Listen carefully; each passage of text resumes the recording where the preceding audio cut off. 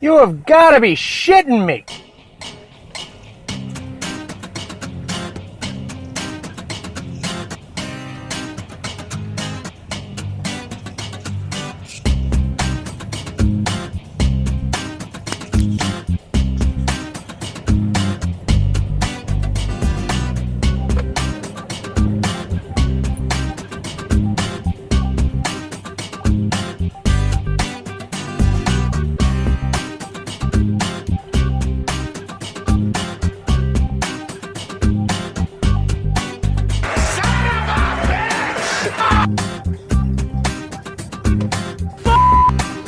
All of you!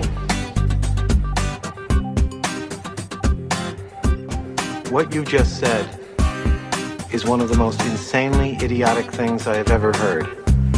At no point in your rambling, incoherent response were you even close to anything that could be considered a rational thought. Everyone in this room is now dumber for having listened to it. I award you no points, and may God have mercy on your soul.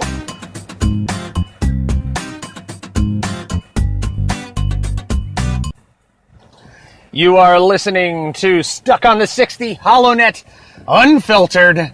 I'm your host, Matt Holloway. How the hell you doing today?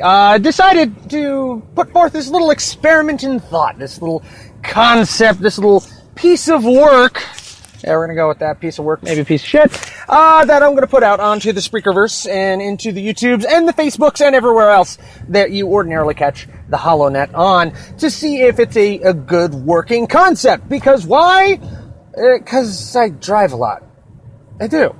I really friggin' drive a lot. I have to drive for work. I drive to and from. I commute just like everybody else. And when do I get the most cranked up and wound up about all the absolutely stupid and crazy, ridiculous shit that I deal with on a day-to-day basis? Usually when I'm driving home from work. Why? Because I want to get it the hell out of my system before I get home to my beautiful wife and 4 children. Because they don't need to see this much crazy happening all at once. No! Why the hell am I going to subject them to that? So you know what? I'm going to subject you to it. And I hope you're going to like it. So, those of you who don't know me, my name's Matt Holloway, host of the HollowNet on the mighty Mojo 50. This is not the Mojo 50. This is just a side project. But you can make sure to check out the HollowNet weekly Saturdays at 4 p.m. Pacific Standard Time. And that is on mojo50.com. You can also find me on BitChute, YouTube, TuneIn, iHeart, everywhere you can find great podcasts.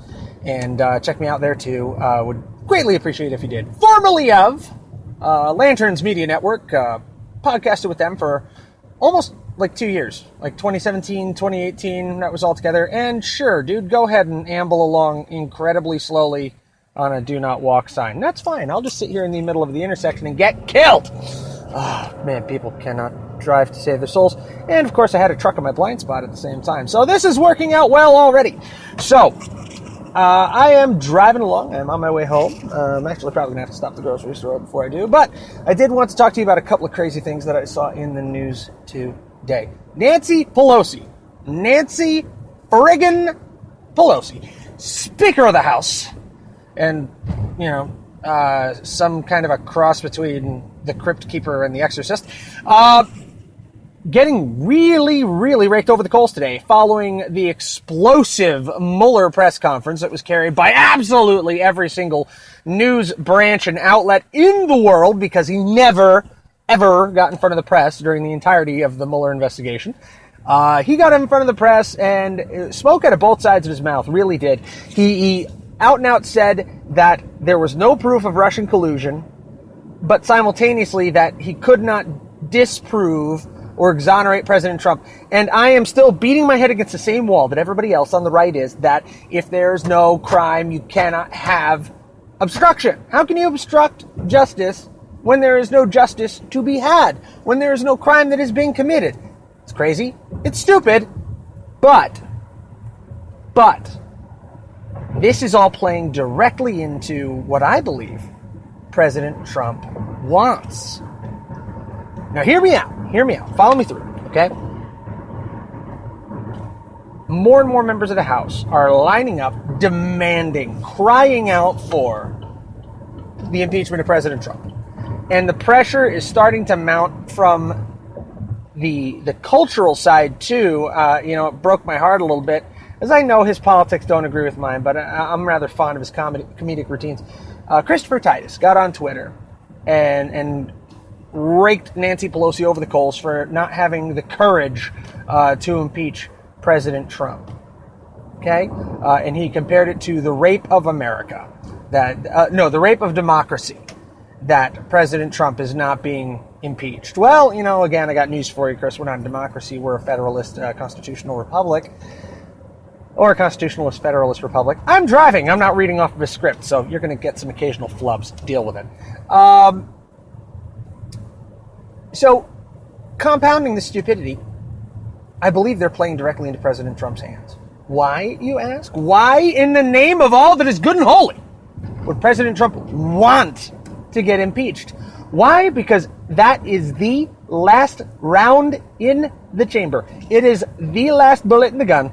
After a successfully defended against impeachment, which that's not even good English, after the president is exonerated on impeachment because the GOP Senate will not convict him, full stop, okay, the president is untouchable.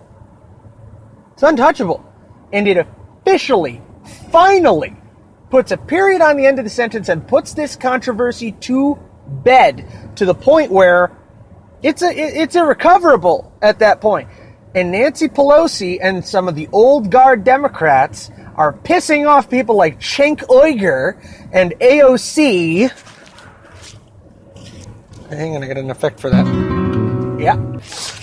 Pissing them off by not going in for the kill on President Trump. By not going after him on impeachment. It's because she knows.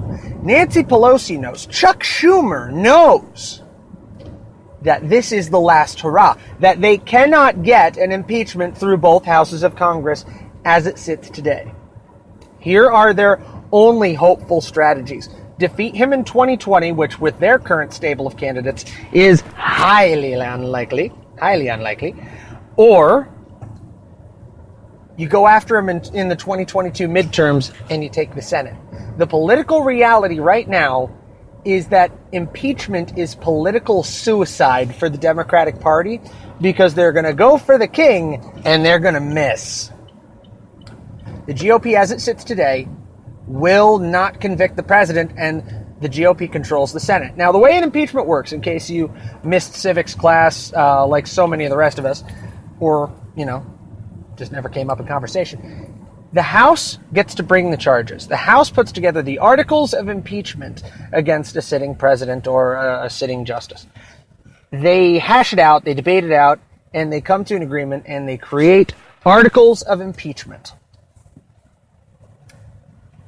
The Senate then tries the impeachment, and guilt or innocence, the Senate is the jury. The judge is the Chief Justice of the Supreme Court. And that's the way it works. So the Democrat-controlled House can talk about impeachment all they want.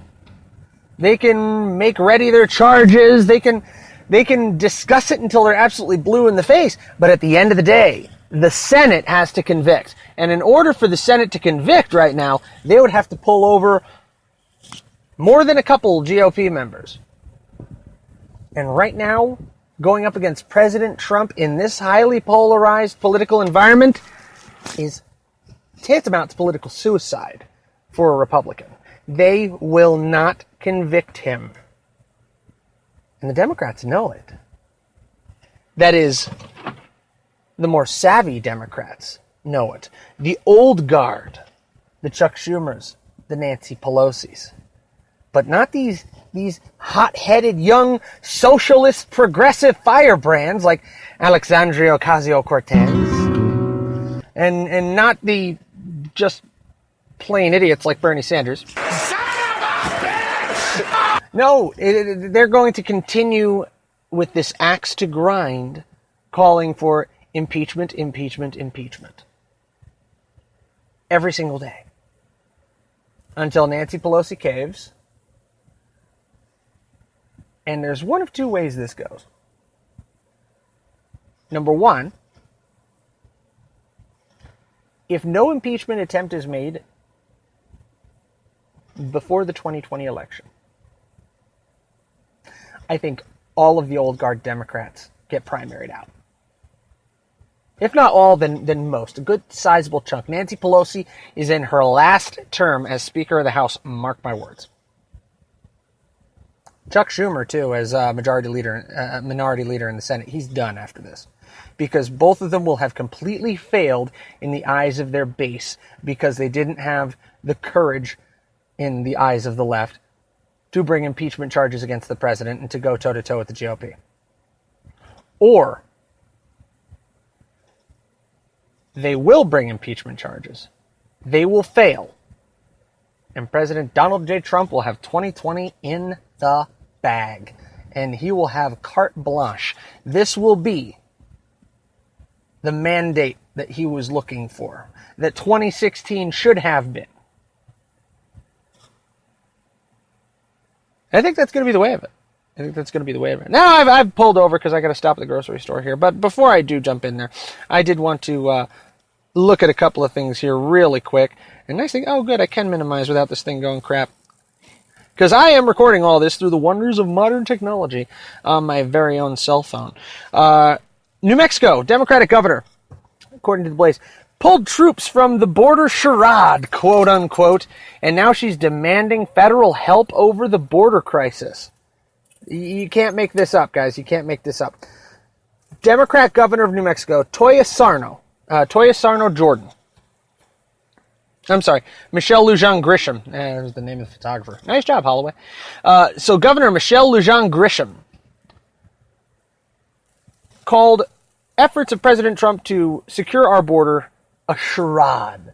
And she withdrew her National Guard troops, as is her right as a governor of a state, unless they're federally controlled directly by the president.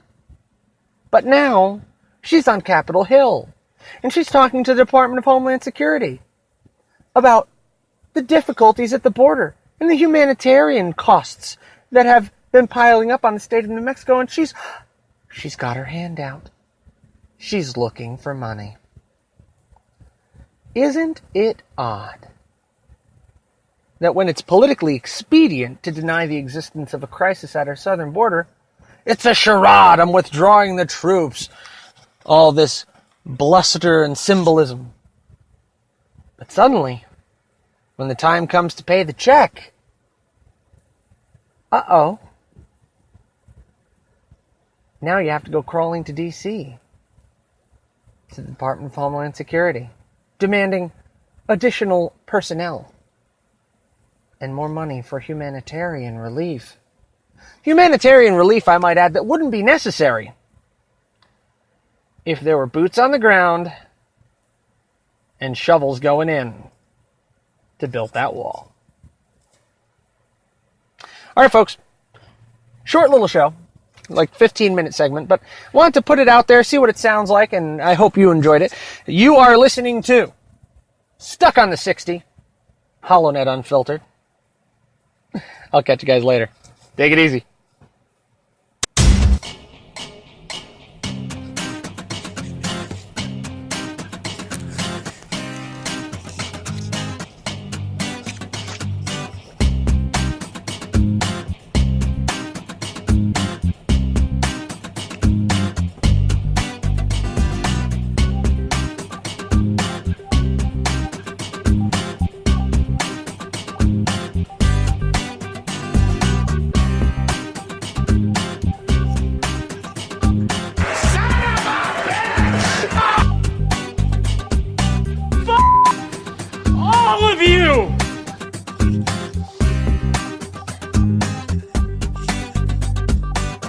What you just said is one of the most insanely idiotic things I have ever heard. At no point in your rambling, incoherent response were you even close to anything that could be considered a rational thought. Everyone in this room is now dumber for having listened to it. I award you no points, and may God have mercy on your soul.